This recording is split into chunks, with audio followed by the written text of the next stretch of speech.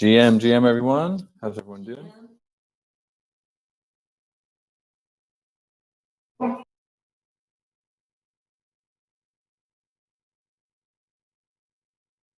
Let's see who we got on the call here. Good morning, everyone. GM, Hey. GM. Hey. How are you this morning? Good. It's been a nice little Sunday. Oh, yeah. I was just trying to do some XP drops, and this gas, man, it's rough.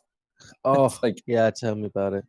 Like 500 giving out XP, burning like 50 Matic per core prop. So we have to we got to refill the hot wallet that does the props, but trying to get out as many as we can before the snapshot. It'll be fun to talk. Yeah, it'll be fun to talk about that when Matic's like $10. Be like, oh yeah, we're like the Bitcoin pizza guys, right? So seriously, spending this much Matic on fumbling the generational Matic wealth. Oh man, well, it's it is what it is. I was trying to address my gotchis for rarity farming last night before I forget. And it was just too unaffordable. It was going to cost me like 5 Matic or something like that. Yeah, this is why we moved away from Ethereum. This is crazy. Oh, we'd all be broke by now if we were on Ethereum. Can you imagine? Petting would be like, it'd be the ultimate flex, right? Yeah, exactly. All right, so I don't think we have a lot to talk about today. I put the show notes. I've been typing up show notes. They're in the chat there. I'll drop them one more time for you guys. We have a whole bunch of guest speakers, some confirmed, some unconfirmed. But we got a nice lineup here today, and I think most people will make it to this discussion. So let me drop this in the chat. And ZombieShepherd, Hardcore did the Miro board. If you guys don't mind dropping your links there, or if you haven't already, that would be great. And let me get this in the chat here for you guys. These are show notes for today, not necessarily in a specific order, but orders do get switched up last minute a lot of the time, but we got the general idea here. So why don't we get right into it? We don't got a whole lot of time to waste. So that's the mirror board there. Thank you guys. Just a note, we do have Ross on the call. Just want to mention that Ross is here and is able to take any questions about the directors or the foundation. Excellent. Yeah, and if I know you guys recently had your first foundation directors meeting, and so if there's anything to follow up on from that meeting, if you want to just go over it, that it went really well, we could do that. But yeah, looking forward to that. So let's start with our proposal review. So we have Agate 59, which was a 2023 DTF budget request that had already passed. You and I have already discussed dispersing the funds, so that's not a problem. Gotchi Lodge 2023, that's Agate 60, and that's for us to go to ETH Denver. There's a thread active right now, and we can touch on some bounty ideas we have brewing up later in the call here today. But the lodge is getting funded. We have a residence secured. I think travel is going to get booked here in the next week for a lot of the folks going. And it's going to be a good time. And there's a comprehensive plan. I think maybe it's a good thing to give you guys an update of what our plan is. So we can definitely get that out in the forum there. Agate 61, launching the Aavegotchi Forge. This is something we've been looking forward to for a long time. Dr. Wagney and the Forge development team have been working really hard on this, and this is the kind of final proposal for this release for the Forge, this first release for the Forge. So that looks like the end date is tomorrow, and 94% in favor of that one, with almost meeting quorum, but I imagine the vault has not voted yet. Let's just quickly go over to the snapshot here. And let's just look at what we have open, because I know there's been some proposals coming in here kind of last minute.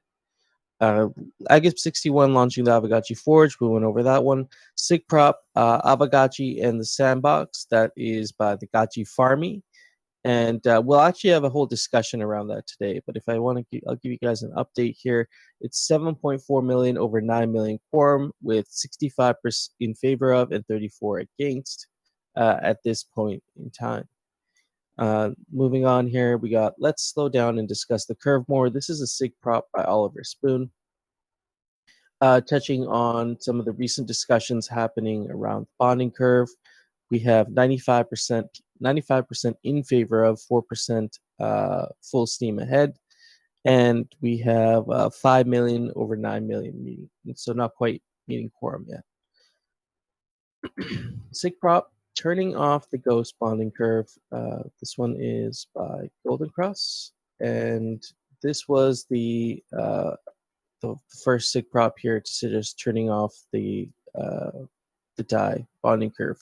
We have 71% in favor of, 28% against, and it has not met quorum yet. It's 4.1 million over 9 million. Last one here. This is a follow-up by Golden Cross. Distribute curves DAI 7030 to Aavegotchi DAO, Pixelcraft Studios.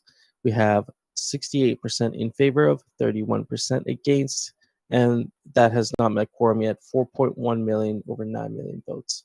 So we'll have a discussion around a few of these proposals here today. So I'm not going to get too deep in the weeds with it.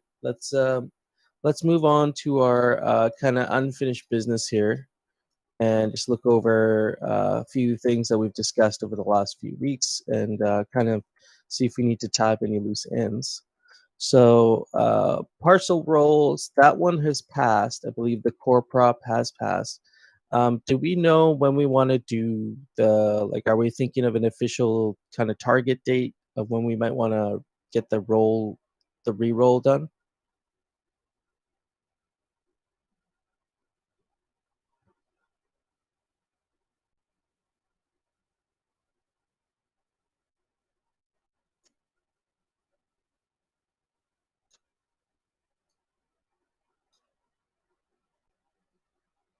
Can you guys hear me? Yeah, I was just typing in here in the chat. Oh, okay. So I brought up with the team last week after the previous call. We made some tasks for it, and it is scheduled for release this week. We're basically going over what areas need to be like redesigned or re-implemented for the UI and the front end. So on the smart contract, we do need to make sure that the tests, we're going to do some more tests of things we tested before, just make sure that the gremlins have not gotten into the code in the meantime. Yeah. And make sure that nothing breaks when we increase the round. I don't think it will, but we do need to test that. So we'll be doing that next week. And then the UI should be pretty quick. So Okay. can't guarantee it's going to be the next Friday. We did talk about that on the team, but we do have quite a few things that were supposed to be shipped last week that didn't. So those are the main course for this week. Okay. But we're definitely aware of it, and it's on the Jira tasks. So okay, yeah. So like it's not gonna be months. It's just gonna be maybe a couple weeks or something like that. Yep. We'll have some. Yeah, we'll get it as fast as we can. But we do have like a list of items that we plan a couple weeks ahead. We just can't just like drop it in because it's a pretty big thing to do. Yeah, absolutely. Okay, sounds good.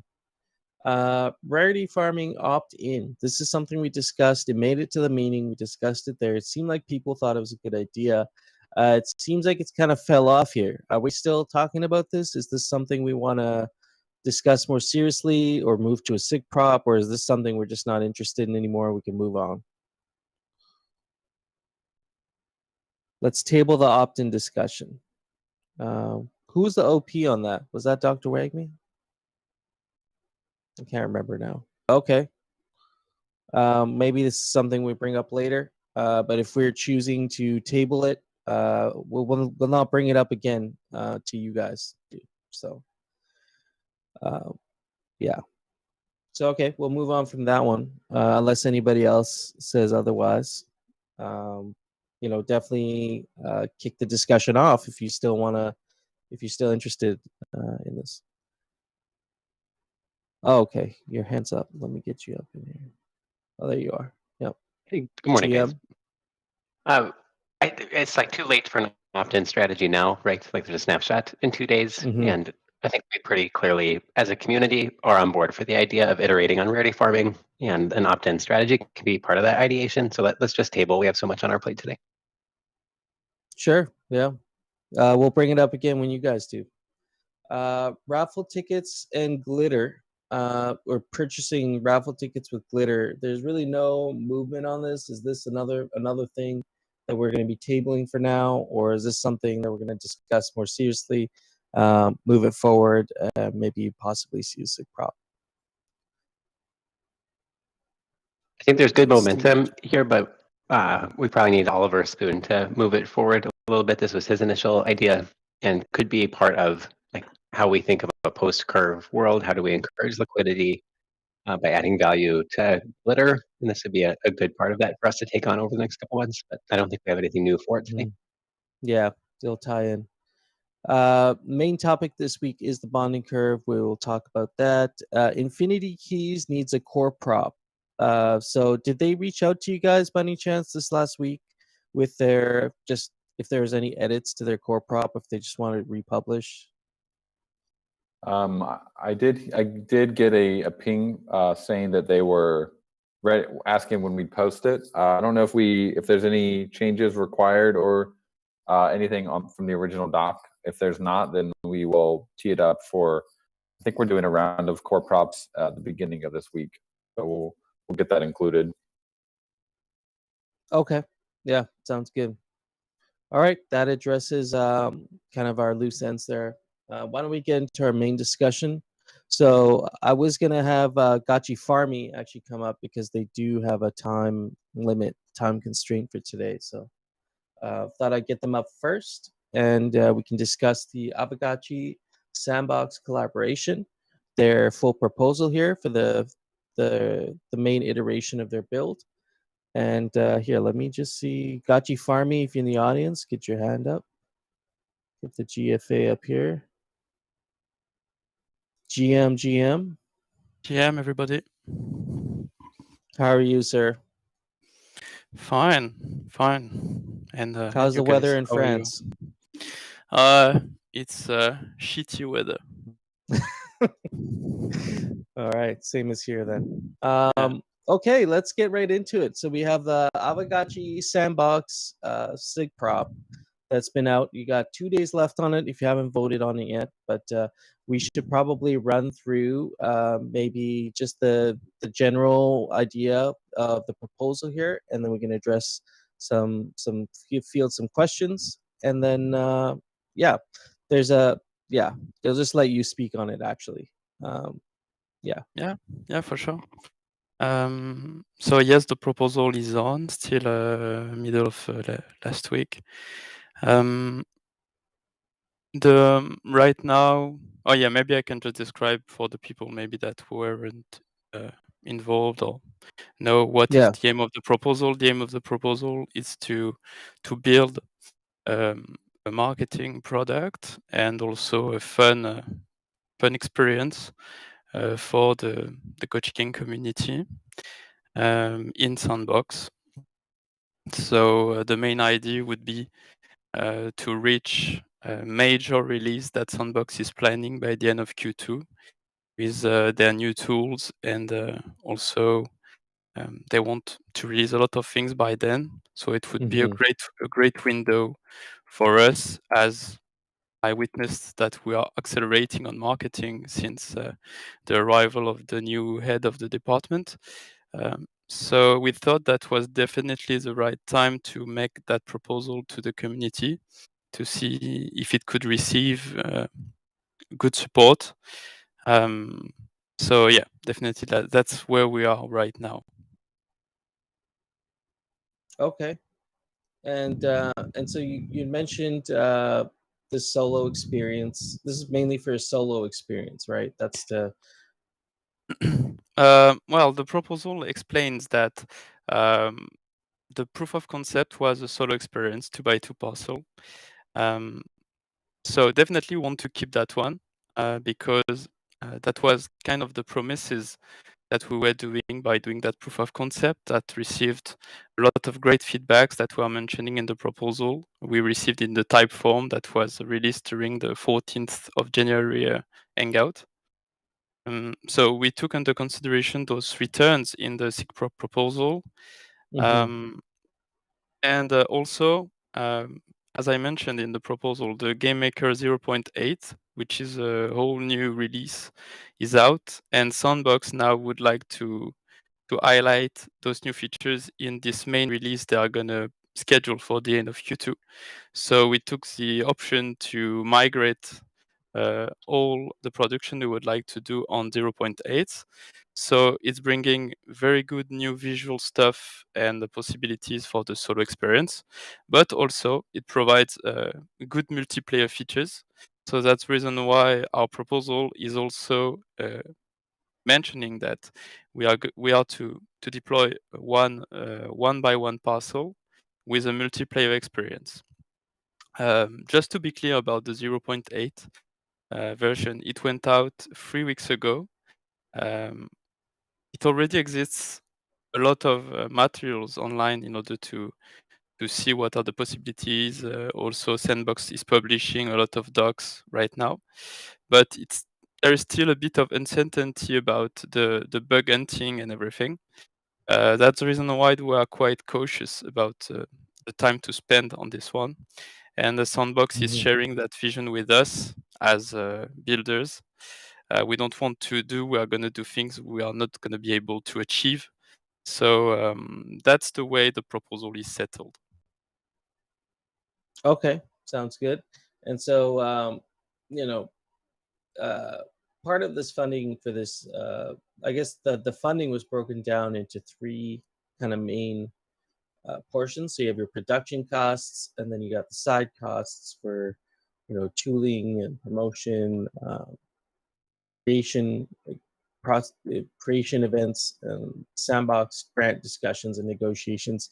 Is there going to be any external funding that you guys kind of anticipate you might get either from the sandbox or otherwise towards building this out? Or is this ask more because sandbox is currently not dispersing anything like that? I know they had a game maker fund as well. I don't know how that's operational or not.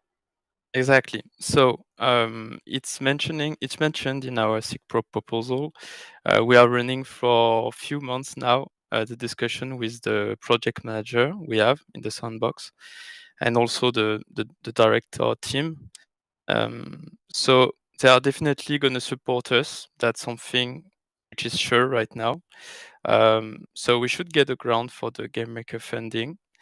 This grant is going to be allowed in order to develop the experience and also to bring more incentives for the project. So I can't engage 100% for sure about any amount or about anything about that, but that's something which is on good rails. To be clear, I have weekly updates with the Pixelcraft also for explaining the vision that Sandbox have and make sure that it's on the right line with what the Aavegotchi project has in mind. And to be clear, if the DAO supports this proposal, a future calls would, of course, include the DAO and the Gotchi gang in the direction to take, as it would become the DAO product, and the DAO would own all the things that are going to be created. So, yeah, absolutely. You got some questions here in the chat. Actually, this one's speaking to Golden Cross. Can you talk briefly about Pixelcraft's grant program for game development that's been hinted at? Yeah, that's Gotchi chain focused. Okay. So you actually, that on the third point, the incentives in game and cross universe, is you say a part of this funding is going to go towards in-game incentives. What sort of incentives are you thinking? Are you thinking like some sort of quests or dispersing like alchemical rewards? Kind of what are your what's your idea behind that? One thing is sure is that one part of that incentives are going to be related to the way the Aavegotchi experience is released. Right now, Sandbox is giving full support for a dedicated standalone launch, which is possible. So it would be just to highlight it's the Aavegotchi project week. So we are going to release that experience. That's a possibility. And we also could have the possibility to be released in the alpha season 4 with a lot of other major trademarks, I would say, with a specific spot in the calendar, which would be negotiated. Because as you know, if you are appearing at the beginning of the alpha season, it's not the same as if you are scheduled in the last week. So that's a discussion to run, but definitely the incentives would be related to the calendar that is going to be scheduled. To bring more clarity about that, 3 options are in our mind. So mostly when an experience is going to Sandbox, you have one pool of incentive which is related to people that come to the experience, visit it, and play it. For this one, we don't want to be just as permissive as that. We would like to add a condition, for example, to own one Aavegotchi product that is available on Sandbox Marketplace. That would be the first pool of reward. The second pool of reward would be for Aavegotchi asset owners, native asset owners. That would be the second pool of reward. And the third one, which is mentioned, which is not in-game but cross-universe rewards, that's something quite new and innovative. I don't know how to say it in English, but we want to do something that was maybe done in little ways in other project, but that's something we talked to Sandbox, and they were really excited about that. It would be to bring a cross-experience Enigma with hidden Easter eggs in both Sandbox and Aavegotchi ecosystems. That could be anything. That could be a line of code hidden in the website, or that could be a QR code hidden in the Sandbox experience. So that would also push players to replay the experience and to do it multiple times, even in different timelines. If, for example, the step 1 of this cross-universe quest is in the Sandbox experience, but later, maybe step 11, you need to go back and anything. So a part of the reward would also be that, but we won't push players to say, hey, guys, just look, there are 5,000 JST to win that way. It would more be something suggested, but only, hardcore and hardcore players would understand that there is something to look at, maybe by finding an Easter egg in the experience. So. Okay, yeah, no, that makes a lot of sense. And just following up on those points here, we have a few questions from Mikey J. I know there's been a lot of conversation happening around this week, and these are some of the questions that maybe we can try and address here. So he goes, I've asked this question in the forum, but I'd like to hear a little bit of elaboration here, if possible. With the amount of funds at stake, they want to be like understand what the return will be on the marketing spend, and so just to go into a little bit more detail on that side of the project. So his questions are, what specific metrics would you use to measure success for this project, and what would your targets be? Like a KPI, I guess. Yeah, that's very good point that Mike G raised in the thread. So I want to thank him for that. So to be clear, I think the main focus for the marketing project would be convertibility. As I'm mentioning that all the players that are going to discover Aavegotchi through Sandbox, what could they do? Some people are just going to play the experience and do nothing after. Some people are going to play the experience and maybe go look at a bit deeper about Aavegotchi. And some people are going to maybe buy an asset by understanding the potential that the project has. And it's totally different convertibility rates apply to each of that profiles. So right now we have some numbers. We chose not to integrate it in the SIG prop, as tomorrow we are going to get more detailed numbers from the sandbox.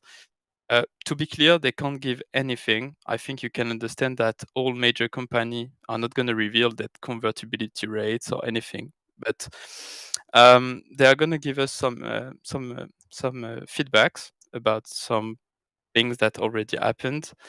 And to be clear, we're not going to take that data as granted and use it. We're going to use a very conservative way and approach in terms of convertibility rates. With the return of experience we have also from other experiences that people we know in the community or the French projects. And I think it's some lines that are going to be indicated in the core props to bring more light about that and about our vision. But does sorry, don't mean to cut you off there, but I'm just curious, does the sandbox provide any metrics to compare one experience in the sandbox ecosystem versus another? Is there some sort of a, experience leaderboard or like engagement leaderboard to see which experiences are getting, the most engagement or anything like that? I'm just kind of curious. That's exactly the kind of question we asked, and I think you know the answer we received. It was like no, and if we had some, we couldn't give it to you. It's top secret stuff, I guess. Yeah, because on their end, they don't want to bring some I don't know to say that anonymity between projects, Yeah, that makes sense. All right, I'm just gonna follow up on his second question here. His question is, do you expect this experience to generate enough interest on its own to attract a significant amount of new users to buy Aavegotchi assets, or should we be thinking about this as a kind of top of funnel brand building awareness campaign, bringing people in from maybe a greater space, something that's seen the mainstream a little bit more, where people get exposed to this theme park world of Aavegotchi, and then they get to do a deep dive in. I think one of the unique aspects that you and I have discussed, while you have been building this experience, is the ability to learn some very kind of otherwise complicated mechanics for a new player in a fun way. I think that was one of the things that interested me, was doing these quests and actually learning how to farm Alchemica. And those quests were pretty basic, but there could be other elements added in to give the user even more knowledge about those experiences. And so it's kind of like you go through these missions in Sandbox, but what you're actually doing is you're going through training for the Aavegotchi, to interact with the Gotchiverse and all that. So that's how I looked at it. But that's my personal that's just my personal opinion there. I just want to come back to the first thing you said. I think it was Michael J question, but for me it comes with an overall marketing strategy that Aavegotchi is putting in motion right now. I think we all saw that the crypto Twitter space is now full of Gotchi every day. I think that's very good, and the sandbox would be a nice leverage. Could be a nice leverage for this work put in motion to have even more strength. And I think I mentioned that multiple times, but I'm gonna say it again. We don't want people to stay in Sandbox Aavegotchi. We want people to come in the Gotchiverse. So that's also part of the overall work we are going to have to do with the budget request, is to coordinate with the whole Aavegotchi ecosystem. So the DAO, Pixelcraft, the team building the Gotchiverse, to make sure that everything is aligned, not to have something in Sandbox if we're not ready to welcome players in the Gotchiverse. You know what I mean? Yeah. And I want to be very clear about the cost presented, because I saw a lot of discussion about that.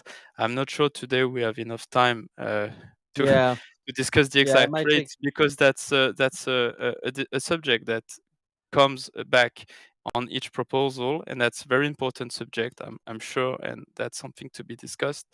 But about the things integrated, it's the whole coordination and interfaces that I think, if it's an external firm that do the work to create the experience, this top layer of coordination, understanding of Aavegotchi ecosystem, and being part of it since the beginning is something that is going to be lost. So that's the reason why we try to answer it with the as less.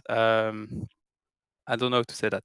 We try to answer those questions with the most honesty we could. Yeah. And that's what's included in the rates and the proposal. Yeah. Okay. I mean, if anybody has specific questions, I think you did provide a line item breakdown somewhere in your ask of what each thing is going to cost. So if someone has a specific question regarding that, we can take it here. But I agree. I don't know if we'll have time to go through all of it here today. Okay, let me just read some comments here. Personally, I'm not concerned about the pay rates. We've seen that there's a vastly different idea of what people should be paid based on the fact that pay scales vary widely geographically.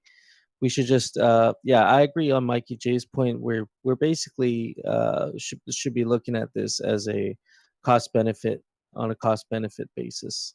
So, we're going to spend X amount of money, and what sort of value is going to be provided for money spent. And so, And also, if yeah. I just can bring one more light, because that was a Sure. subject I saw multiple times in the discussion thread. It's about we discussed about indirect returns, so more like visibility, a stream of people coming and everything. But about direct returns, there are some ways that are discussed also right now in the negotiation that would also impact Pixelcraft, so that those are subjects that Pixelcraft or the DAO is going to be integrated to in the future if we have the support from the DAO. But it could be about a lot of people ask, why are we going to Sandbox, but why aren't we bringing Sandbox in the Gotchiverse? And I think we have a possibility to do that with the synergies we want to create with partner parcels, for example, because we have partner parcels that other project can buy. And that would be for me a direct return about this partnership. Okay. All right. Yeah, no, I appreciate you coming up here and giving us this overview. I agree with the earlier points that, we could have brought it up last week, and that was kind of, because it was kind of on me, to be honest, but I'm glad you're here to actually speak about the proposal today. And, there's still 2 days left. So if you like what you're hearing, or you don't like what you're hearing, go vote on the proposal there. It's a SIG prop. It's live. It's a couple days left on it. We can definitely have a follow-up discussion. If people have more concerns throughout the week, please bring them up to me, and we'll make sure we get them included in the next meeting as well. Okay, thank you very much for the space given here to discuss that, and I hope I tried to bring clarification about the things I saw this week. So thank you very much, guys. Absolutely. All right. Okay, so so we had to shuffle things around there, but we are gonna move to the curve discussion here. It's been quite a bit of discussion. So we started off here with the SIG prop that we just went over earlier, distributing curves die at 70/30 to Aavegotchi DAO and Pixelcraft Studios. This was put forth by Pixelcraft, and so recommending 40% for liquidity provisions, 30% to Aavegotchi DAO Foundation, and 30% to Pixelcraft Studios. And so there's been varying opinions on that.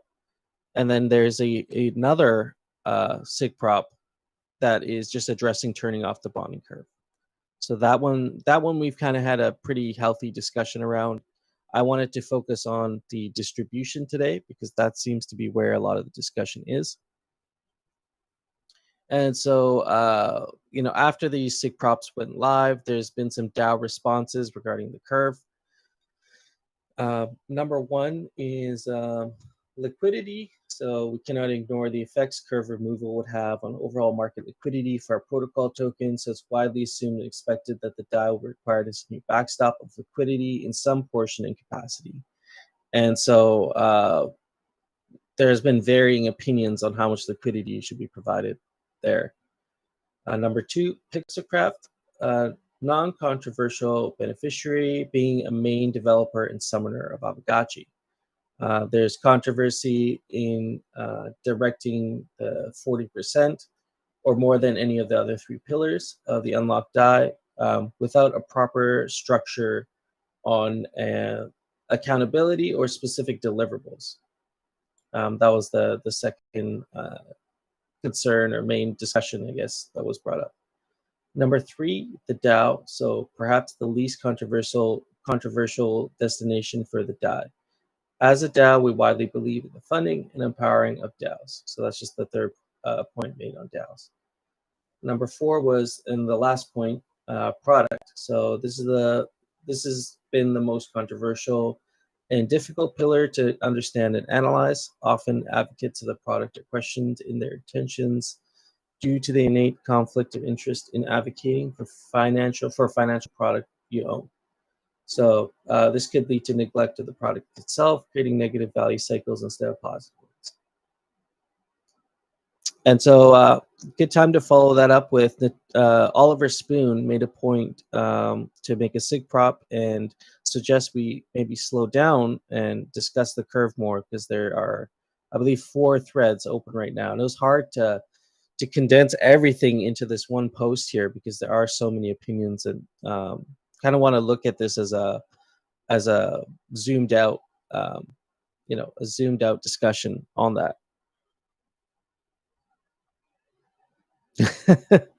I just turned my head like 10 degrees, man. Like, I can't believe. Maybe I gotta turn the mic a little bit here.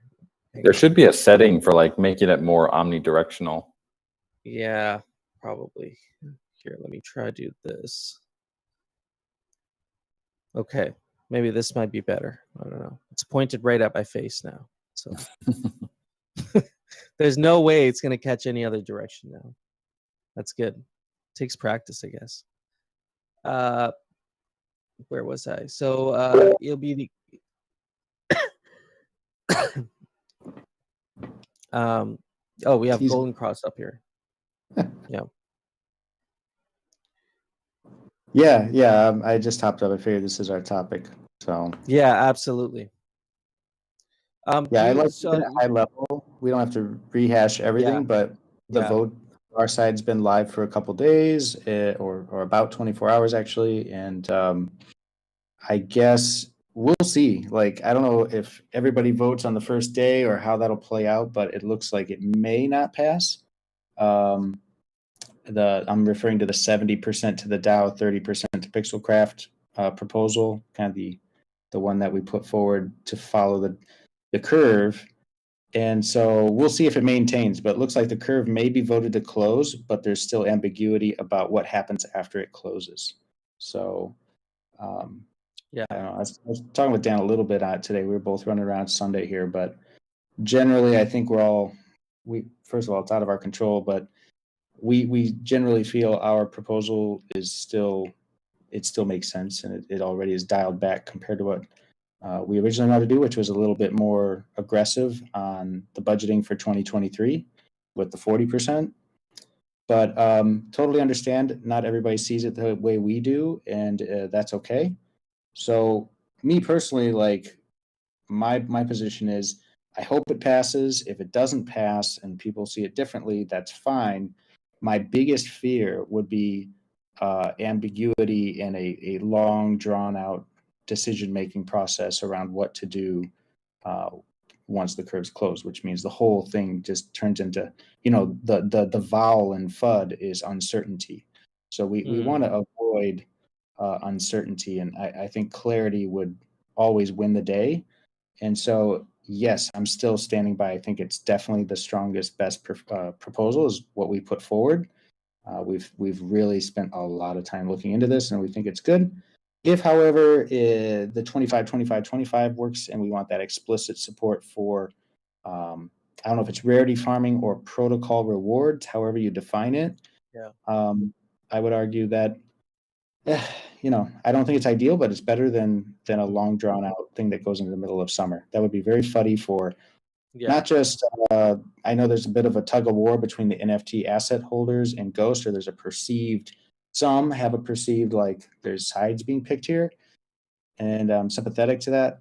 And so I would just say, yeah, the one thing nobody wins if it's we all agree to close the curve, but we don't know what to do after the fact. Better we either don't close it, or we all coalesce around something we can get excited about in the near future. Yeah, absolutely, and I appreciate you coming up here and kind of going over that. I think Phantasma's proposal is what you're referring to, with the 25% liquidity, 25% to DAO Treasury, 25% to Pixelcraft, and 25% protocol rewards. So that would account for 6 rarity farming seasons projected over 2 years if rarity farming is rescheduled or modified otherwise.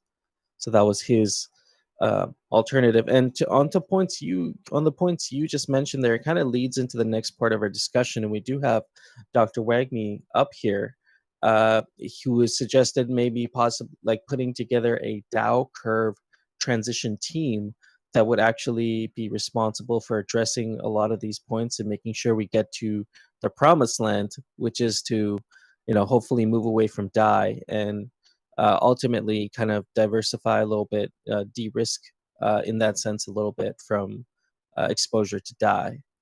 So we have Dr. Wagme up here. I don't know if you're able to chime in on what your ideas are behind the DAO curve transition team, and if some of the things that we've discussed up here are things that the team would be able to address.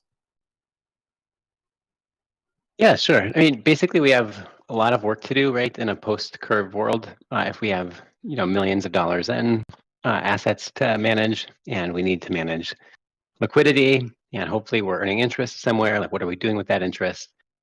If we are hoping to allot 25% to protocol rewards, is that denominated in Ghost? If it is, how are we getting that Ghost? Are we doing daily purchases? Who's setting those up?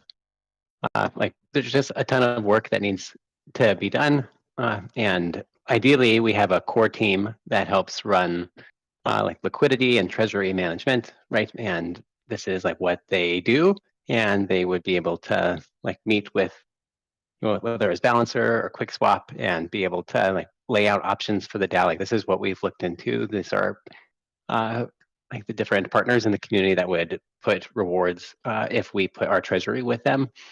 I know that Dan and Jesse are specifically hoping the DAO can do the liquidity and manage its treasury, right? I think that's part of the transition from cocoon phase on. But I understand this is a lot of work that needs some underlying expertise, and there's a lot of differing views on what to do. So trying to bring the community together, people that are really interested in this, and have some expertise in the DeFi and treasury management world to put together a couple different plans for the community to consider. And that we might not have everything perfect, right, when the curve closes, but at least we can have some different strategies and have a team that's responsible for putting those together.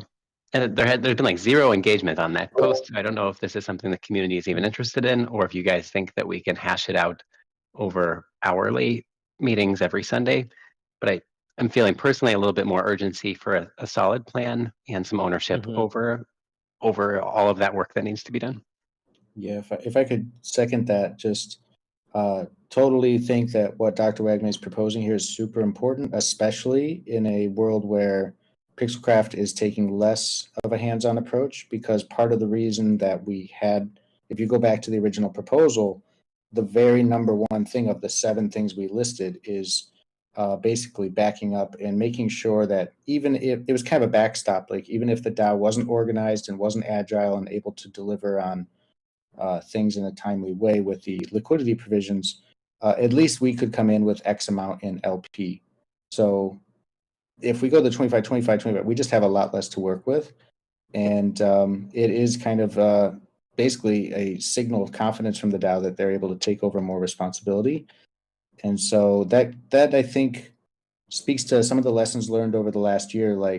like what Dr. Wagme is proposing, I hope there's a piece in there that adds some sort of compensation for the no doubt significant hours that will go into this.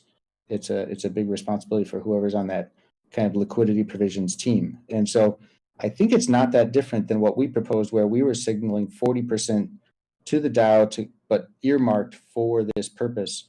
And that could be the 9 foundation signers and that multi-sig, but that could also be a kind of special team that's spun up just around that 40%. So if we end up going with the 30-30-40, what Dr. Wagme is shining a light on here, that could be that team. I think makes sense to me. And if it's the 25-25, then it would also go to reason that some sort of dedicated team that could have these, you have to be able to have like a point of contact and specific negotiations with these exchanges and with different parties. At Pixelcraft, we can hand over some of our account management and some of our contacts. There's no issue there, but it's a job. And so just hope that it's set up in a way where people aren't getting burnt out and like get a week into it and are like, why am I doing this? This is so awful. So yeah, and to be fair, like real hours. It's gonna be real work. Like liquidity is not, it's not a super time consuming thing once it's set up. Once it's set up, you kind of just monitor the pools, and there's not really that much to do with it. If you're basically just setting it and forgetting it. If you're trying to do a more of like an active strategy where you're like, if you were using V3 without Gamma or something like that, then that's very time consuming. But if you have automation and you have the target for what you're trying to achieve, it's really just about moving things around a little bit once in a while and rebalancing. So it shouldn't, it's more about the initial strategy. Yeah, and in that initial strategy, it's a big part because there's the negotiation part. So if you're just assuming you're going to just plug into a DeFi interface and just you don't have to talk to any humans, then yeah, that is exactly what Coder Dan just said. However, we understand that there is margin to fight for example, when the bridge to cross and bring Ghost for the first time from Ethereum to Matic happened, there were negotiations that had to happen, real back and forths to fight for that yield, right? That didn't happen in a vacuum.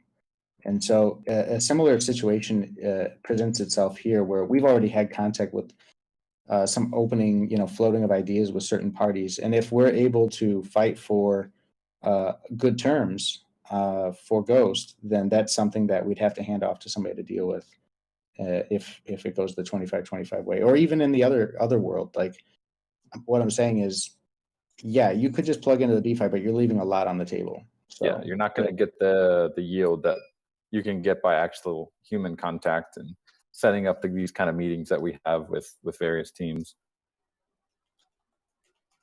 I mean, especially with the excitement around our project and the support of Polygon and like rapid growth, like being able, one of these exchanges to secure Aavegotchi's like treasury, I think is a big selling point for them. And we should really like lean into the momentum we have to try to secure some rewards for ourselves and for the broader community to want to provide liquidity. I think we'll be more successful with liquidity provision if we have a strong partnership strategy. Yeah, and I see Al asking about the market makers here. I mean, yeah, we have contacts, and that is a vertical as a piece of any market, especially in crypto. But just this week, if you guys were seeing the news out of Singapore, the pit with Polygon, who was the sponsor? Who was the host? It was oh my God, what's their name? Jump Capital, right? Like basically the biggest guys. They're headquartered in Chicago, and they're hosting the whole thing for Polygon here in Singapore. I spent half last week at their offices.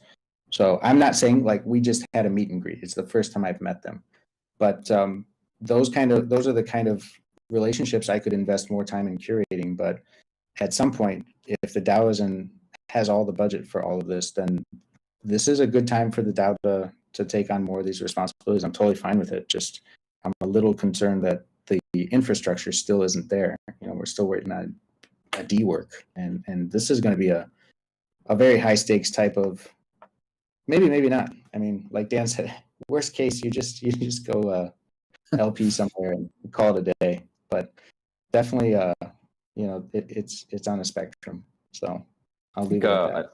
Another thing to consider is we're talking a lot about post curve, but actually pre-curve, there's pre-curve turnoff. There is definitely stuff we could do. The DAO has almost a million DAI worth of, or $1 million USD worth of DAI. It has quite a bit of Ghost as well. So one of the issues that we could face after the curve turnoff would be like pretty high volatility because of the lack of liquidity on the Ghost USDC pair on QuickSwap. So there could be, if the DAO wanted to, we could allocate some liquidity to that pool in advance of the curve turnoff, just to kind of soften the blow that could potentially happen before.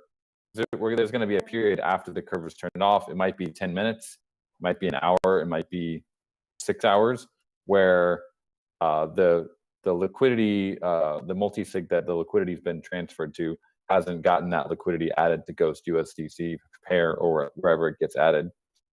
And that it could be pretty volatile during that period. So also worth considering pre-curve.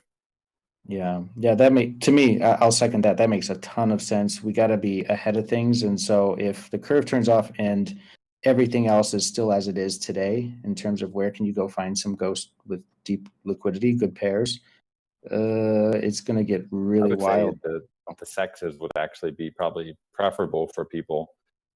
Yeah. But what you're saying, this is totally avoidable. We could get ahead of this at least to about $1 million worth. So 2 million. Yeah, the DAO could commit 2 million USD worth of liquidity at today's. So there's about a million DAI that could be paired with a million or so Ghost into a pool, and that's a lot of liquidity.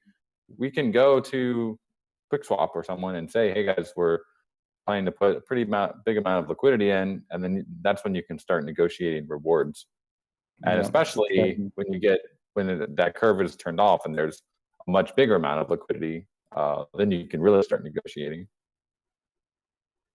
Yep, that could just be a starter. And I mean, they just started their syrup pools and their V3, so QuickSwap is innovating, and we could talk to them. We are talking to them. I saw a question today.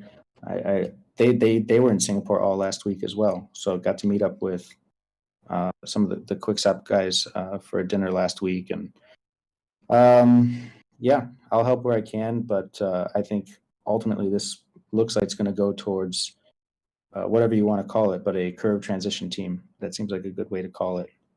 But you're right, Dan, probably things that could be taken care of right now ahead of time in anticipation, and then a follow through. Yeah, another thing we could do is get a syrup pool set up on QuickSwap in advance, so that there's already extra liquidity before the curve turned off. Syrup pool, if you guys are not familiar, it's like what we did with DinoSwap, where you basically commit a certain amount of your token, Ghost in this case, and then that token gets basically divided up between quick stakers. But during that period, they incentivize your pools, so Ghost USDC or Ghost Matic or whatever we want to incentivize, with a much higher amount of the quick token than they usually do. So they were saying they can go up to as high as 50%. I think we might be able to get them even higher, but we'd have to do some negotiating. But that's another option as well. It's obviously the Ghost is committed; you don't get it back. But if you're trying to aim for strong short-term liquidity, it can be pretty effective. So I guess this, not to labor on it too long, because Dr. Wagman, this will be a whole thing, right? You guys form a team and do all this, but it's one of the reasons why I still stand that our original proposal makes sense in a lot of ways. If you just think about our current burn, which we revealed last week, and then you add a little bit more for expansion and talent, then we're easily at $4 to $5 million burn just on an annual burn for salaries and payroll. So if we want to have a big war chest to go hard on the marketing, the raise the visibility of Aavegotchi, and have some gunpowder to kind of not totally match you guys one for one, but also contribute to some of these relationships we have on the on supporting liquidity or whatever it may be, whether it's on the deck side or sec side, that just it's fine. It's only a 5% difference. We already dropped from 40 to 30. So just want to give that perspective one last time, a final pitch on why we think we can put it to work and we know where to put it to work, and I hope the DAO can as well. That's all. If you guys can do it, that'd be even better. Yeah, appreciate that. And just to follow up real quick here on this proposal from Dr. Wagme, the ask is 10,000 Ghost. I'm assuming it's Ghost, to get this team together and get moving on some of these line items here. And we got to think of it as like, if we were to not do this and not spend 10K, what are the consequences of not having a team like this to ensure a proper, smooth transition? I think the cost is quite high. I think the risk goes up significantly for something to go wrong. And so, in my personal opinion, the DAO spending 10K on something like this would probably be money really well spent.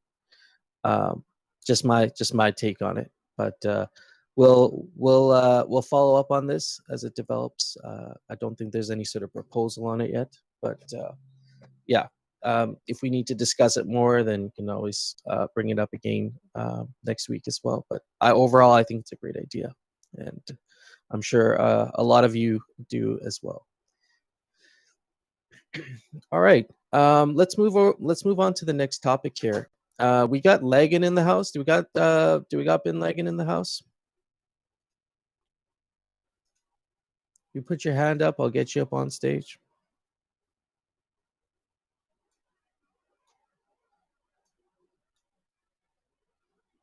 He might not be here.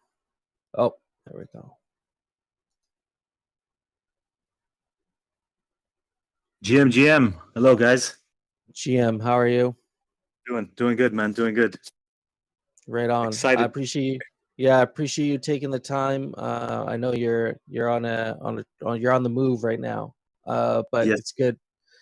We can take some time real quick here. Just want to give you a minute to explain your game you're proposing to the DAO, Aavegotchi, and kind of what your deliverables are for this. Like, what's your concept? What are your deliverables? And then we can talk about the ask as well.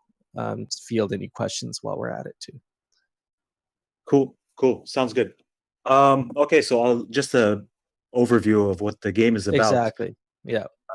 Basically, it's a turn-based strategy game based on the Gotchiverse map. So we originally designed it as a tabletop board game to be played like any other IRL board game. And our request basically right now, what we're trying to do is create the digital version of that, so that basically the community can have access to it and be able to play the game. So yeah. The game is basically one of the main features of the game that we're really excited about is that it pays sort of homage to the community and the DAO. One of the concepts that we really kept in mind throughout this game was how one of the greatest assets we have in the community is our community, basically the people and the characters and all the different personalities. So one of the main features of the game is our guild cards, basically, where we have you can collect different prominent members of the community as playable NFTs that you build a deck out of, and basically they become the battle commanders in the various battles that take place in the game. So it's sort of like a cool play on the idea of the DAO is the RPG. We're trying to gamify the DAO, create sort of like outlet for inner community aggression, you know what I mean? And really one of our bigger goals is to create one of the first sort of guild versus guild competitions. Like we really want to become the default competition for guild versus guild stuff in the Gotchiverse, you know? Okay. Yeah. And so you're thinking like tournaments between guilds and that sort of thing, having this big kind of so regularly hosted tournaments, you know, so to know basically which guild is on top, you know. Yeah, wow, okay. That's kind of a flex too for the top guilds there that can really do well with this. And so these NFTs, the NFT cards, are they going to be like I guess they're going to be their own cards, not like fake gotchis, right? This is like its own. It's its Well, own, we completely thought its own thing. we considered that Okay. at a point, and we're still really open to the idea, but it could really go either way. So I'm hoping to see what the community thinks, what their ideas are about it. The whole concept of the guild card is that it is sort of like it is the way where you add a level of personalization, basically, in deck building and creating your own Yeah. personal strategy of how you want to play the game and how you want to battle. Are you more of the full on attack type of dude, or do you want to be like the more like defensive guy? Do you want to have the more like the cards that have more kind of cunning effects? So there's a lot of variety, and there's a lot of different ways where you can build the decks.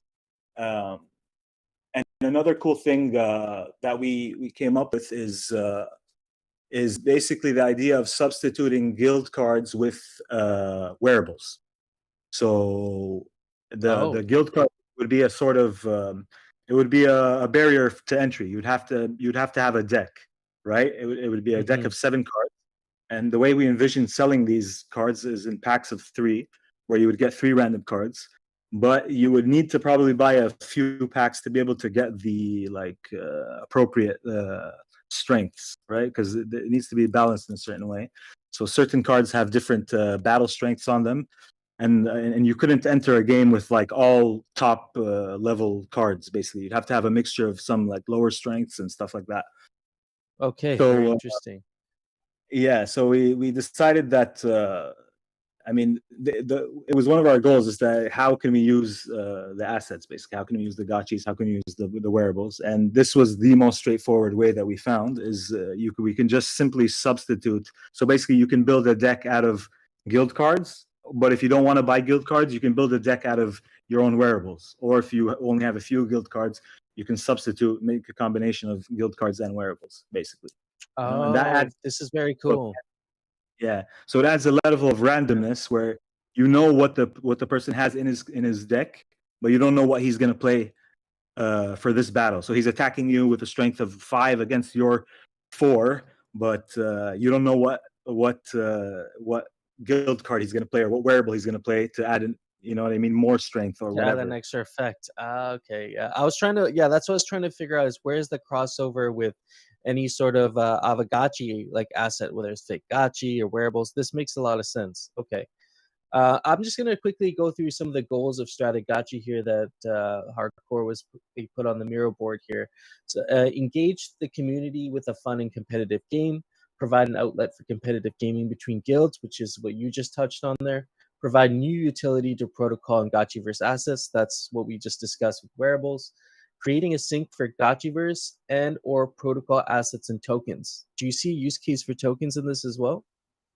Well, yeah, definitely. That was one of our initial ideas, to just charge a small amount of kek or to play the game, and sort of like a buy-in.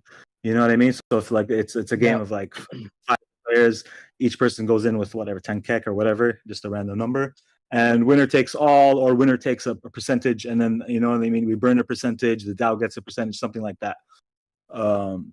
But another huge idea that like is we're really excited about now, especially with the like upcoming developments like the Forge, was one of the game we realized that we could have, once we build the game, we could have different modes, basically, sort of like Risk, where there's so many different modes now, zombie mode, I don't know what mode. So one of the things we wanted to do is do like a more high stakes game, where it would take longer.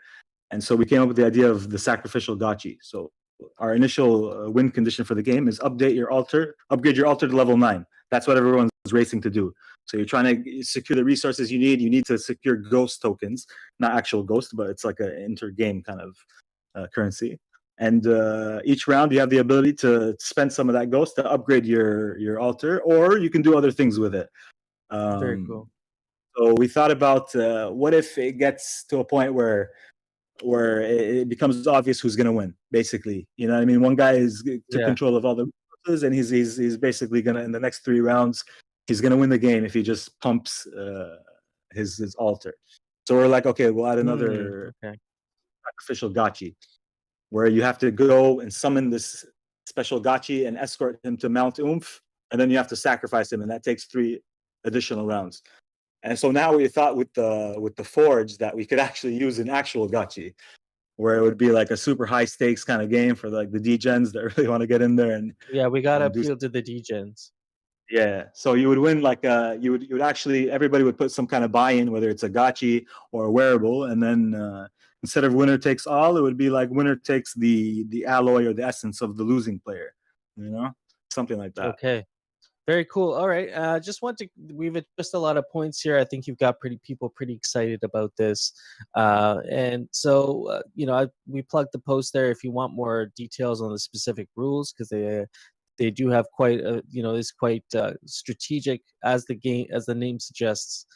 So your ask for this is $50K for development. What could you give us a rough breakdown? Maybe it doesn't have to be line by line item, but kind of what that $50K will be going towards, how you're splitting it up.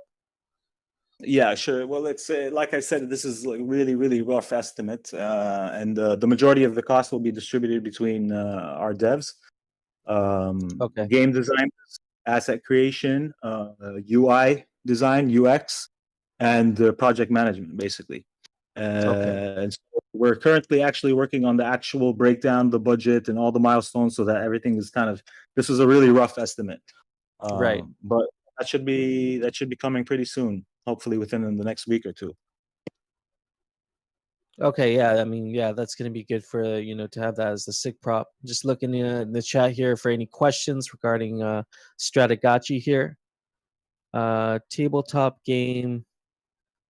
Coder Dan asking why does the tabletop game need a dev? I mean, what aspects, I guess, is the dev working on? Well, basically, we have to make the game into a digital version, right? So it's as if we're recreating and redesigning the game to be played on a computer screen, as opposed to be playing on an actual board with pieces. So it takes, I mean, from a design perspective, there's work that needs to be done, and from the game dev perspective, it's as if we're building any other game from scratch, basically any digital game. Yeah. Coder Dan is demanding the physical set. What's your physical set? I was like foaming already. Like, I just take my money. Like, I want to buy it. I wish that the DAO would fund that. That was the initial idea, was to really just make a board game and have this thing that people can. I saw a couple people talking about, hey, does anybody have any ideas for good board games in the community? I was like, man, I love board games, and why don't we have a Gotchi versus board game? And that map that Nyan Kong made is so perfect, and it was just like, it called me. It's like, this game. I mean, I think the digital is cool, but I think they both have merits. This could be a really cool game that, like, we could bring these to. Imagine like bringing this game to ETH Denver and playing it with people in real life. It'd be nuts. So yeah, I'm actually more bullish on the real life part of it. I think that the digital could be cool, but if it, I'm curious, like, is this budget that you're asking for only for the digital one, or is it for IRL, or is it both? No, this would be purely for the digital version. But I mean, I don't think if we actually are discussing that seriously and the community is interested, I don't think that creating the IRL version would require anything even near that, because it's pretty much done. Yeah. It's designed, ready to go. So sure, you can find like a game maker on Etsy or something that makes custom board games and get them to make something like that. I could totally make it. Yeah. So I mean, the digital one will be the same as the physical one, except we'd be playing it on. Is this an on-chain game, or like what's the server setup for it? Honestly, you'd be better off asking our devs on that one. But it would be like you're playing any other digital game, basically. There would probably be some kind of transaction, like for the buy-in initially, like whatever it is. If it's a high stakes game or if it's a low stakes game, you put something up to play.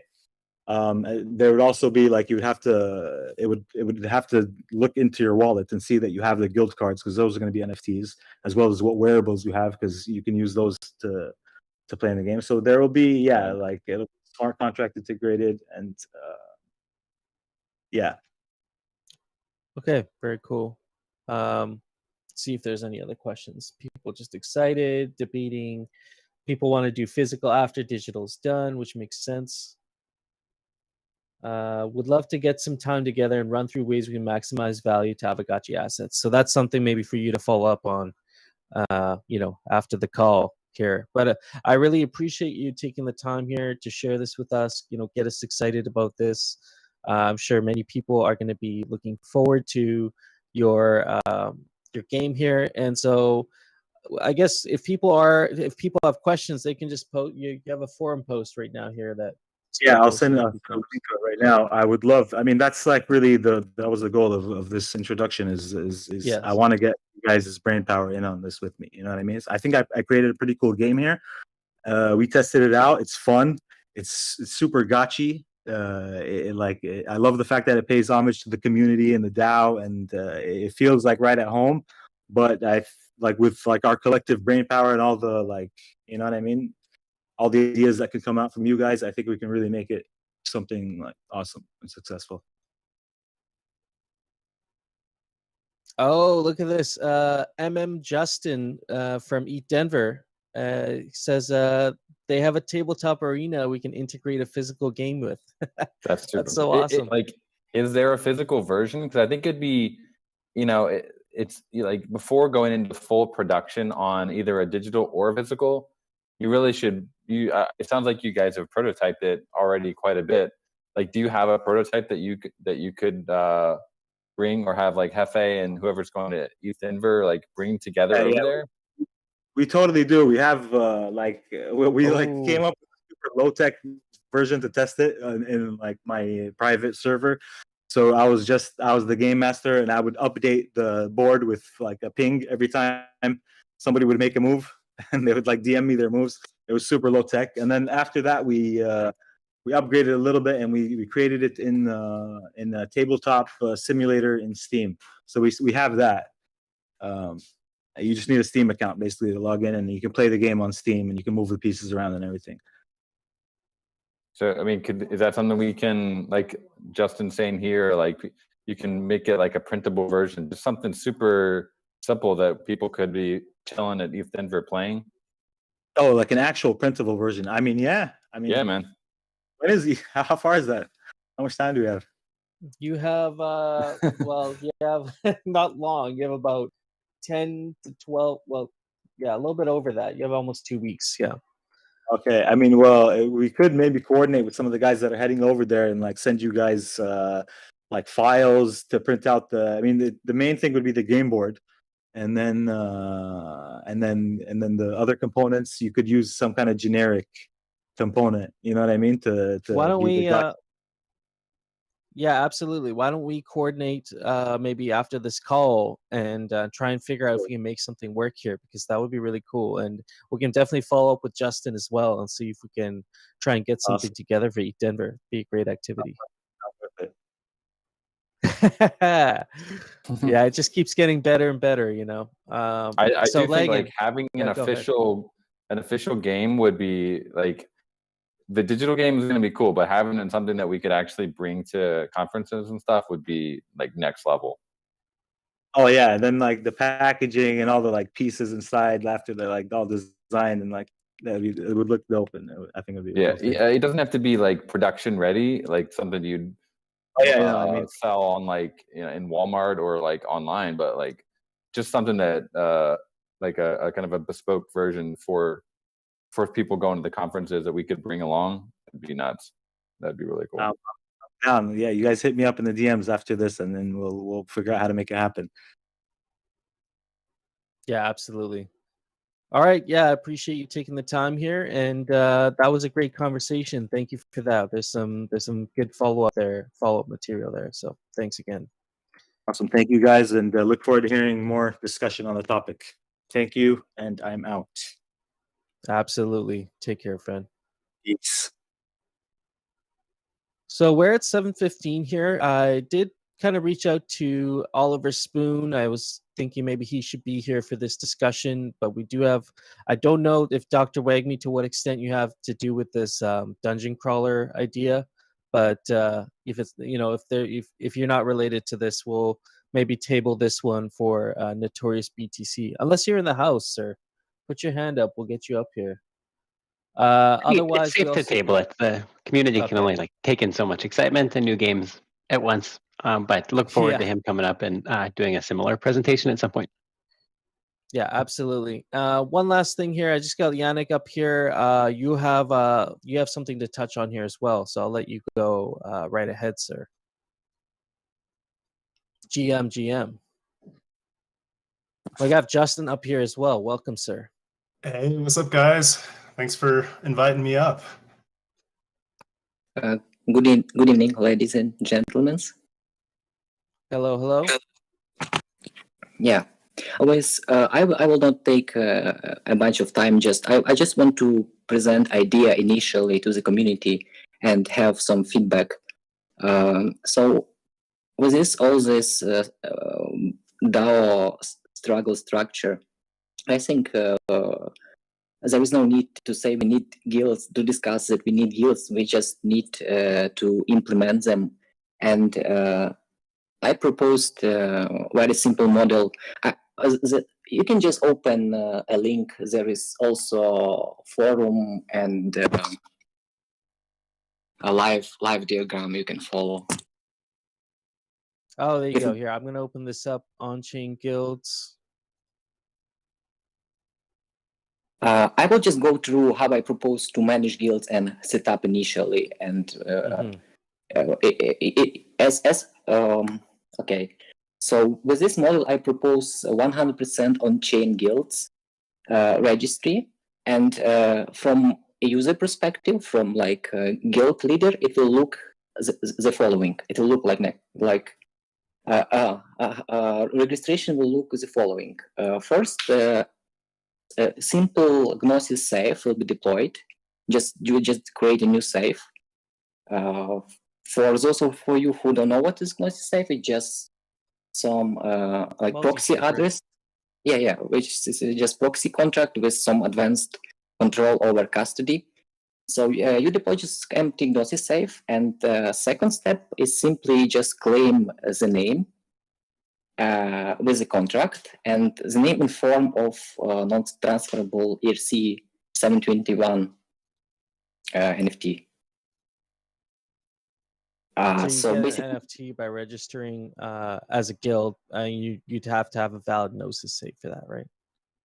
Yeah. So you have at this point you already have a guild because you have guild address, new empty address with from your Gnosis safe. And this Gnosis safe has guild name.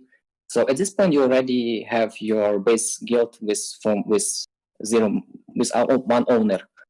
And next step, you can add all related members and addresses to your guild just by adding them as owners. Okay, what just very simple, right? Very simple 3 steps. And what you receive from this framework. You receive guild warehouse or inventory because your safe is actually like work. It can contain NFTs, rewards, etc. So you have a name, which is cool. You have easy to sync guild stats. You can easily pull up how much guild has voting power, assets, what type of the guild it is, are the performance, because all data is on chain. And which is all and final but not least important, I think is very nice that we teach people how to use safe, how to be comfortable with multi-sigs, and I think it's very valuable for any community. And, go ahead. Sorry. No, this is like simple process of creation. Okay, I will not bring it a bit further. There is maybe there is some questions or at this stage. Yeah, absolutely. I think so. It sounds like you're kind of in the early ideation phase. You're getting this idea out of an on-chain guild where someone could deploy an empty Gnosis safe and then claim the NFT name in your guys' contract, so your guild would be registered now. And then there will be options there to add members and other associated addresses. So you have a roster in your guild, and then optionally, you could also set warehouse access rights, which would actually give you access to like a guild inventory, right? So it's like whatever the guild is stored, whether it's whether it's like weapons, could be wearables, whatever, right? Is it really just any asset? Yes, correct. And there is one more layer to it. Currently, Gnosis support, with new versions, they support the Zodiac guard framework, which you can really, we didn't work with it yet, but the way you can configure it, you can really set up nice access framework. You have like guild, you can have guild knights, for example, or people with different level of access to the guild stash. So that's what is like next level, because it can be managed without it, but what I also want to as a next update to work on. And yeah, it would be nice to see how people, especially if we have some kind of tournament, or it would be nice to see how people will collaborate if they, because since you have this guild, you can kind of like act as an entity, apply, you have same stats with Alchemica. You have some stats with Alchemica with how much you burn glitter, etc. So I think it's having this as proof of concept. I think is very valuable, and it's like first initial. I'm showing it to the public, but we are working on proof of concept, and I think it will be done soon. Yeah, very cool. So what I'm seeing here is it's almost like a guild dashboard, but also an asset management tool for guilds, which is, we love our Aavegotchi guilds. I think that's one of our biggest, one of our most valuable assets in the Gotchiverse are all the guilds that have established themselves there. And it's just so cool. I haven't seen it in pretty much any other game where you have these organic native guilds forming around a specific wearable or a specific aspect of the game that they like. And so, we should be trying to sophisticate our guilds for sure. And with the arena battles coming up, the great battle itself, you could see there being a higher need for coordination. And so maybe having something on chain for guild management would be ideal. There are other guild management tools, but they don't address some of the specific things that we need here in Aavegotchi, specifically in a guild, like access to wearable inventories and do wearable sharing. And you can plug it into all others. For example, Mr. Logging is preparing the game. He has guild in it, so he already can. If he is players, he don't need to add guild logic to his game. He just can pull up whatever guild are registered, and he has guild-based statistics. Same for arena. Yes, it can be done. Like if we, I think the strategy will be we will develop it. We already have guilds on Fireball, but it was just simple like GitHub pseudo anonymous list. But if we bring it to guilds, to on-chain and like battle tested on Fireball, see how many people are interested in committing to the guild, creating guilds. We can we can then bring it to other parts of Gotchiverse and collaborate with other games. Absolutely. You can sign GMI up for that one. We'll be happy to help you out with that. So at this point, you're getting the idea out there. Is there a place people can go to discuss this if they have questions, or do they have to DM directly? Is there a thread? Is there a thread out there right now that people can? Yeah, there is thread, there is Discord post, and I see your on-chain. I would appreciate help, especially from Solidity developers. And otherwise, like we other like UX and statistics and etc. We are covered fully, but we need at this point we need help with Solidity only. Okay, good to know. So any Solidity devs out there, reach out to Yannick.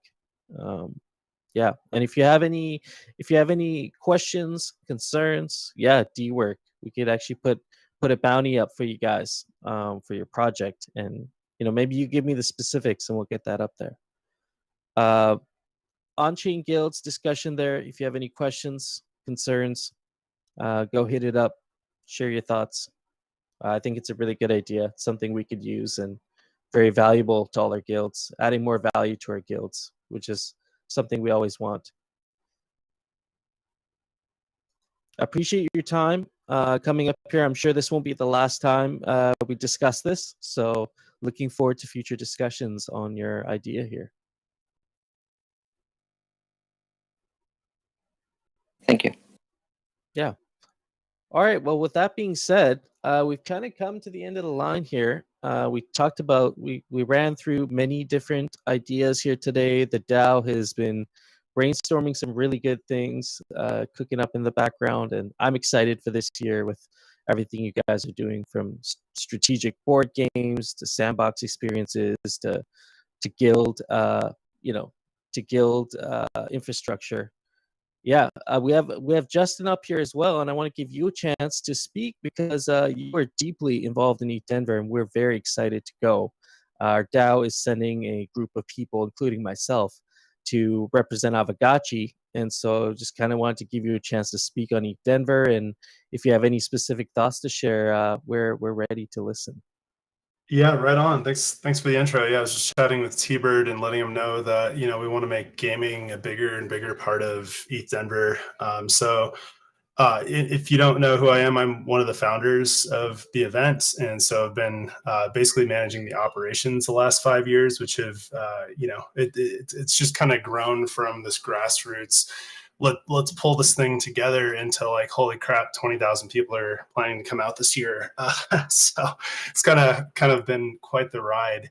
But I will tell you, coming from the esports and gaming world myself, I've even run a LAN center for a number of years previously. I've just been deeply embedded in like gaming and esports culture for a long time, and just want to bring a lot more of that to ETH Denver. And so, yeah, I've been, thanks to T-Bird back at MCon, like, I don't know, now that was like a year and a half ago or so. That's when I started getting into Aavegotchi.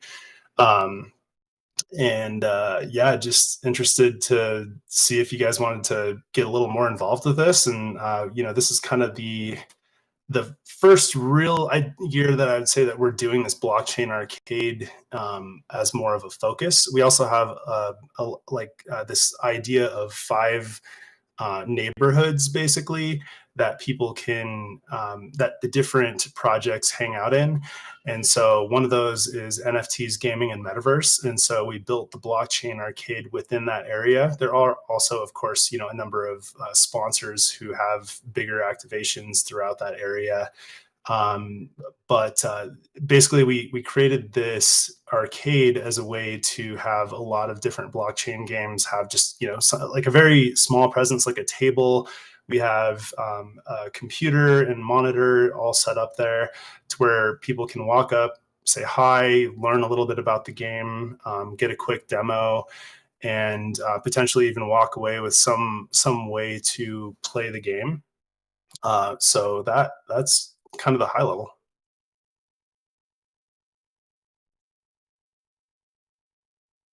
So you guys are going to be out at the event, and I guess I was talking with T-Bird specifically about what you would want to do it in a demo station.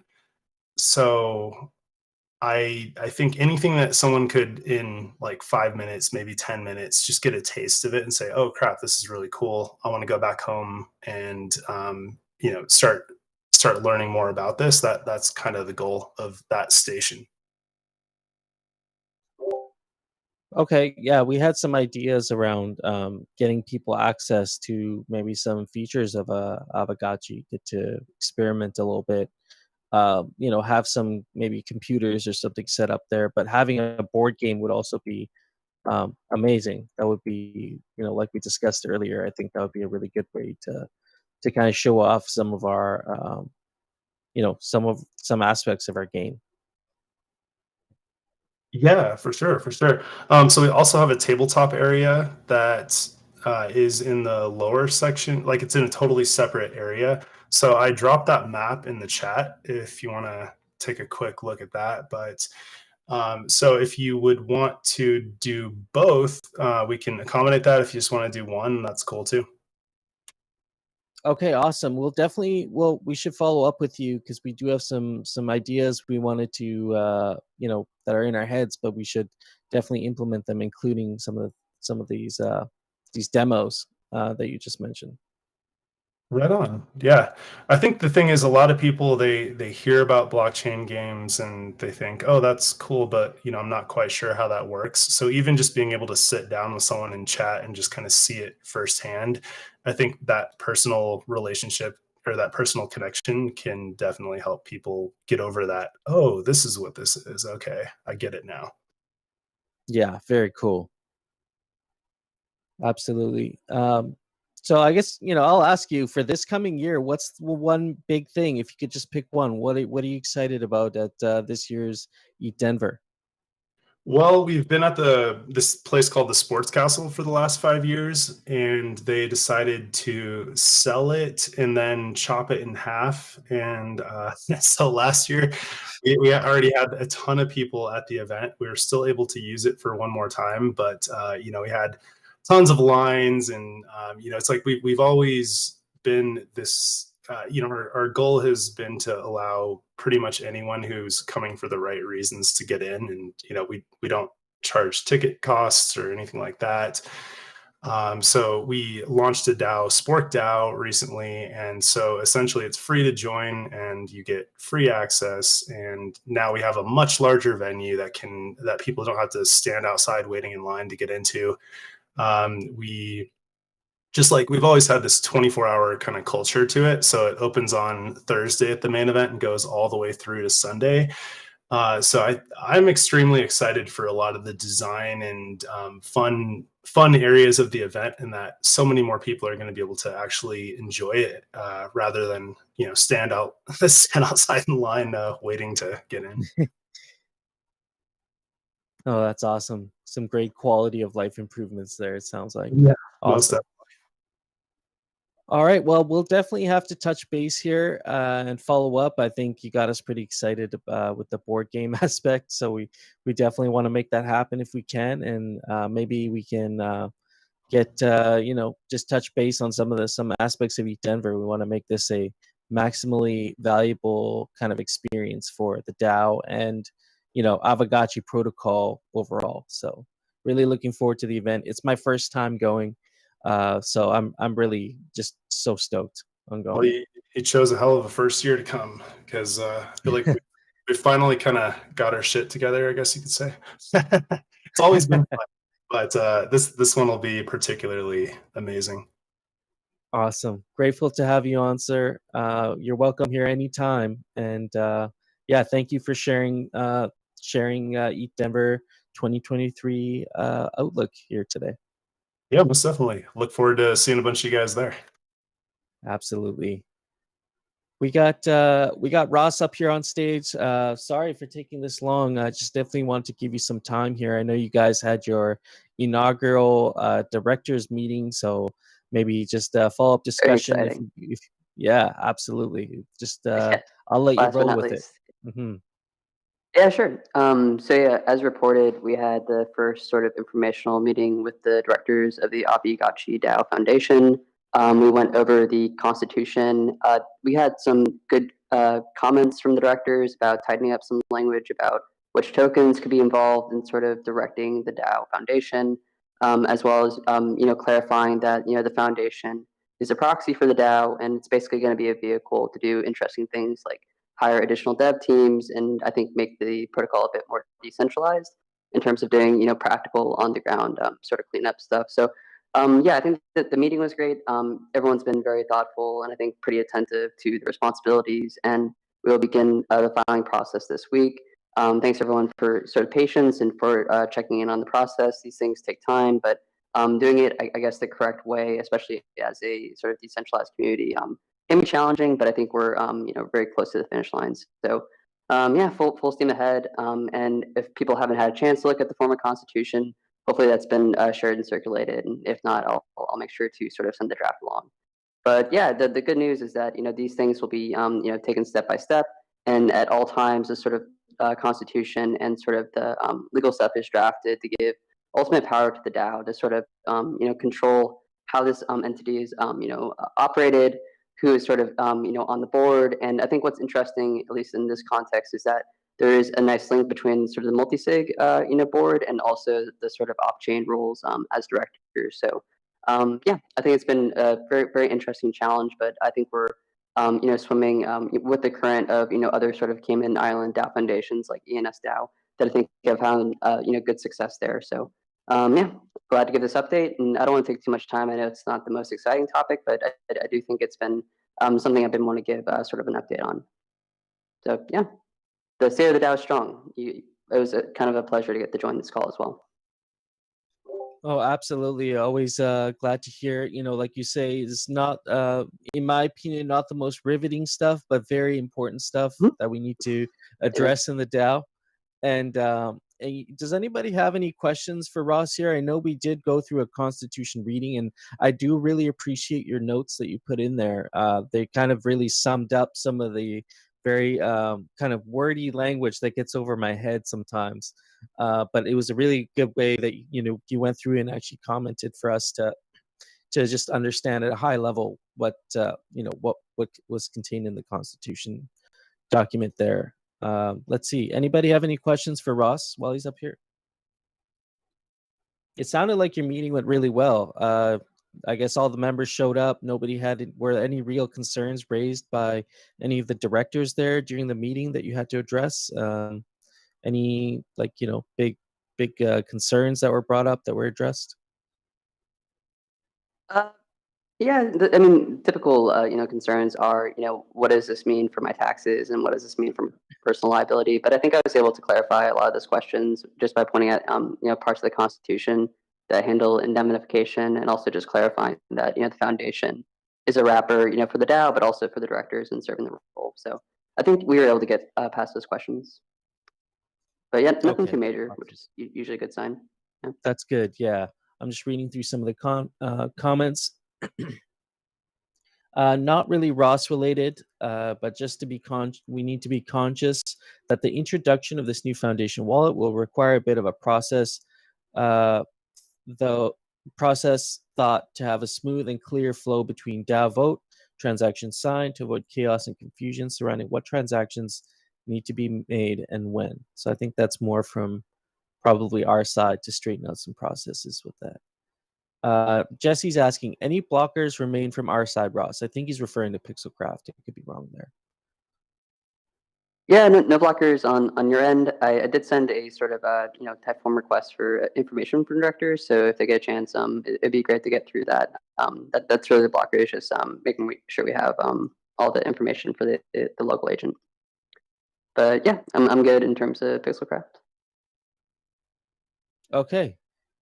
Choin is asking, is the Constitution now final? Is it set in stone, or is it still in progress? So it's final in terms of the draft, but there is, like I said, the ability the DAO can have a snapshot vote and amend and alter the Constitution, going forward. So this won't be sort of a shackle in terms of the Constitution is living, which is usually good for most civilized republics and societies. So yeah, we'll be able to change if there's any need to do so. But yeah, as it stands, I think I've been able to answer the director's questions, and it had some good edits as well. So yeah, I think we're good to go on that. Awesome. Yeah, if there are any other thoughts here, definitely let me know. We can bring that up. But I think we've, this has been going well overall so far. I haven't heard anything, any major concerns. No future. He kind of talked to me after the meeting, and he was like, it went great in a general sense. So awesome. If you guys have any, Constitution questions, send them our way and we can DM them to Ross. But I appreciate you coming up here today and giving us a little time, giving us an update. Yeah, my pleasure. Thank you. Absolutely. One more thing I'm going to plug here. We are, we're doing pretty good for time, but I don't want to take up too much of your Sunday morning here. I'm going to just plug our GMI sticker production survey. We have 77 responses so far, but still trying to get some more votes. We need your votes. We need to know what stickers are we going to be throwing into production for you, Denver.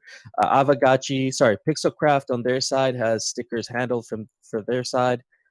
We decided to go on a creative endeavor with our community and go out and see if you guys would be interested in getting some of these stickers printed. So we're looking for the top 5. So please get your votes in there.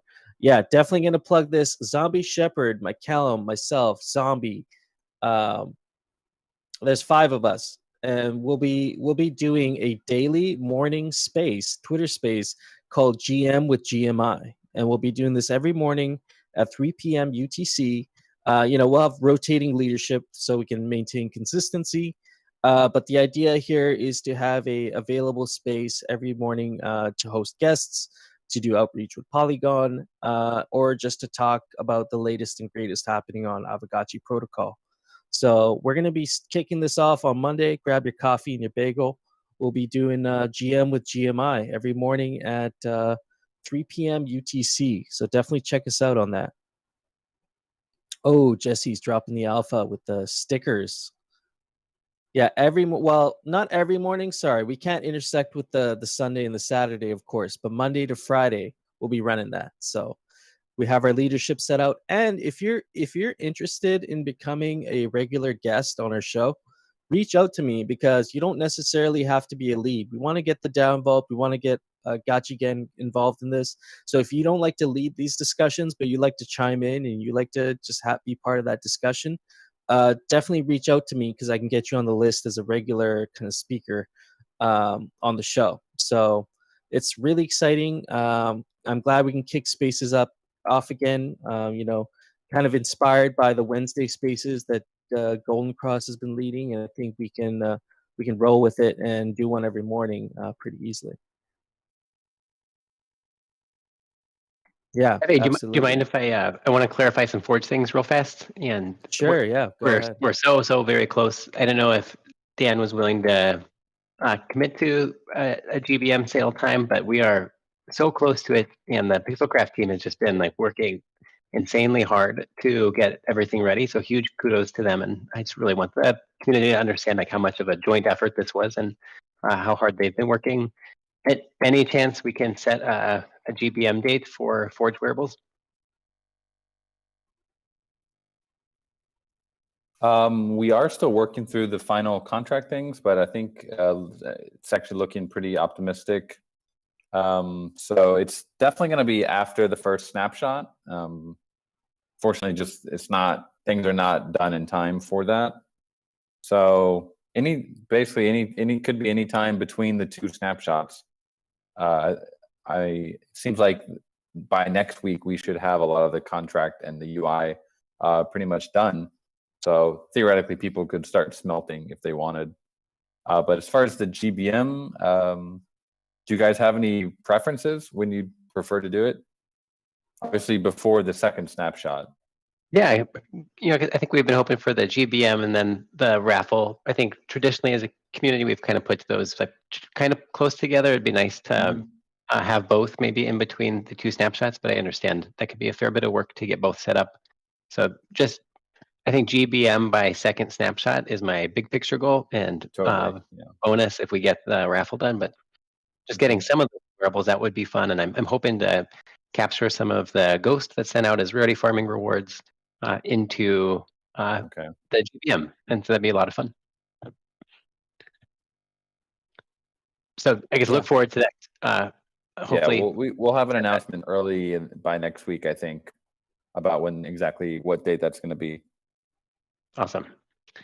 And then I just wanted to get this in front of the community too. So we've been working hard on what next steps for the Forge would look like, from finishing geodes or evolving pets concept to bringing customized backgrounds to the community and a new BRS modifying slot.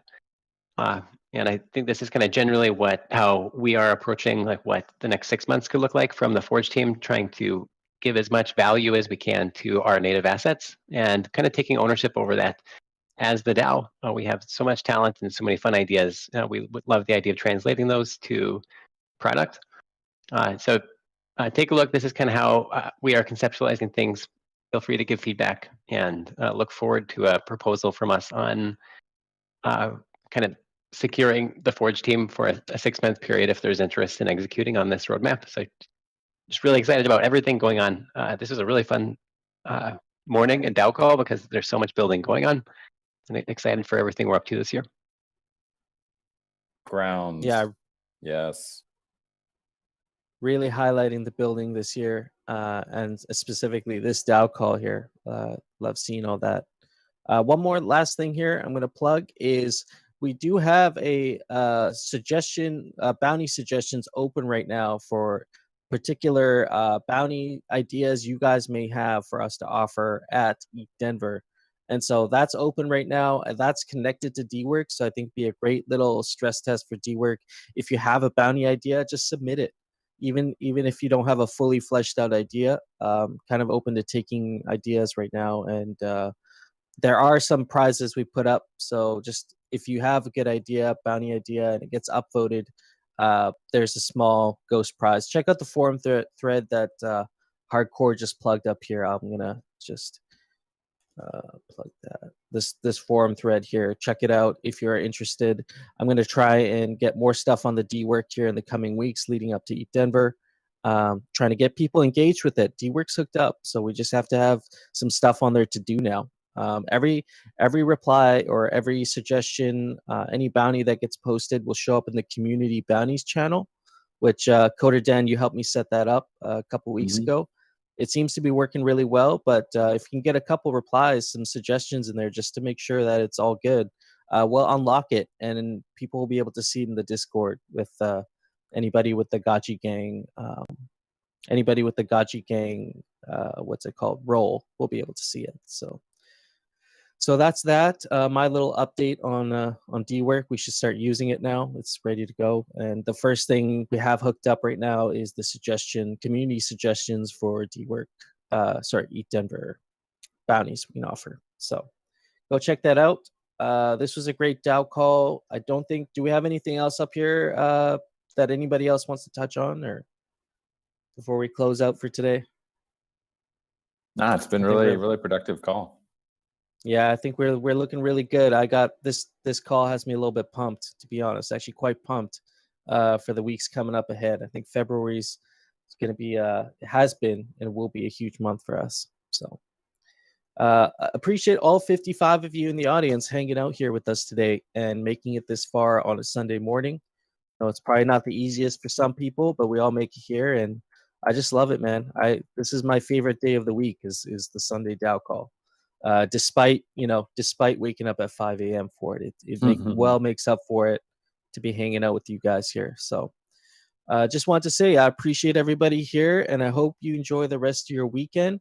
Join us on Monday morning at 3 p.m. UTC for our first episode of GM with GMI, and we'll be talking everything great on Polygon. So yeah, appreciate y'all. Take care. Enjoy your weekend. We'll see you next week. See you, friends.